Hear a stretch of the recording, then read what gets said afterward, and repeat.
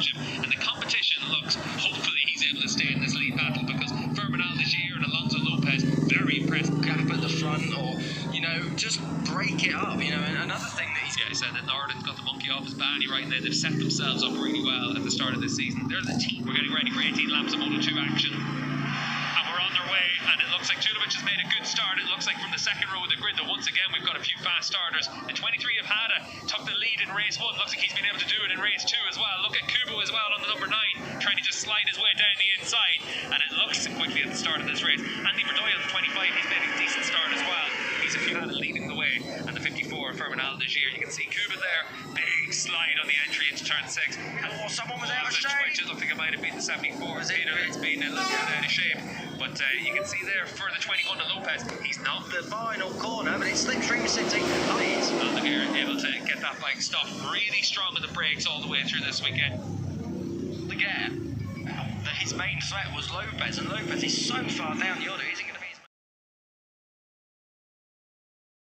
in the past, even for the Moto2 machines, of really being a tough race to manage that pace all the way through. That's why the Boscoscuro bikes all the way through practice were so impressive. That's why they have been so impressive all weekend, really. I mean, they lost out on pole position from Julovic, who pulled the lap of his life out of the trunk, really. This is the battle for 5th place. As you can see, Hada has slipped back towards Kubo. Kubo has been not disappointing, but quiet. And all moment for in 7th place, that would have been Dimas PRATAMA.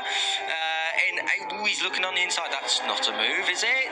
Bishakirski got him instead. The teammates are battling. Bishakirski up to 7th. PRATAMA back to 8th. But this is the battle for 5th. They're not really on the pace of front runners at all. They're about 5 seconds back.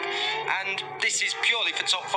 Hada and Kubo doing a good job so far. Yeah, they're doing what they have to do as well. For Hada, if he's able to come away with a top 5 finish, it's a good performance. For the likes of Ken Kubo as well, he's been able to have top 5 finishes in the Moto2 class, yet to stand on a podium. But if he's able to just make that bit of progress, it's going to be good. Interesting that for Dimas, he hasn't come into the pits, so clearly the team's been able to successfully argue their case against his black flag, and he's been able to stay out there as well. In the stock 600 class, it is still the number 11 of Alex Urshak that's leading that class. He's about 2 seconds in hand over the next rider, Sander, as well. So the stock 600 class, it has stretched out a little bit, but we'll keep an eye and see exactly what's happening throughout the course of this race. As the riders now at the front of the field, you can see there that the number 21 of Lopez, he's been able to close down on his leader, on the race leader, Algier. Pulled in 0.2 of a second last time around, and was pretty much the same pace as the fastest lap of this race. So the conditions are about as good as they're going to be. You can see here the sun's starting to come out again in Estoril, so hopefully those spots of rain are a thing of the past for these Moto2 riders. Hopefully they're a thing of the past for the day. I can't get over how impressive this is from Algier and Lopez. Both of them rookies in Moto2.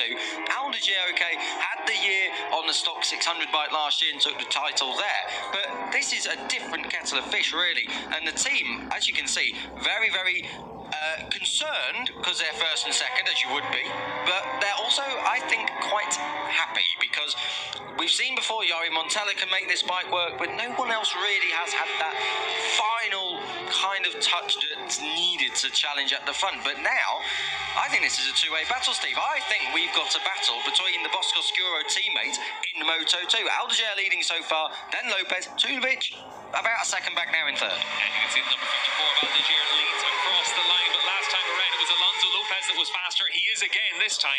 Lopez with a new fastest lap of the race to pull back another 1/10 of a second. Tell you what, we've seen some rookies do decent jobs in the Moto2 World Championship this weekend, especially the likes of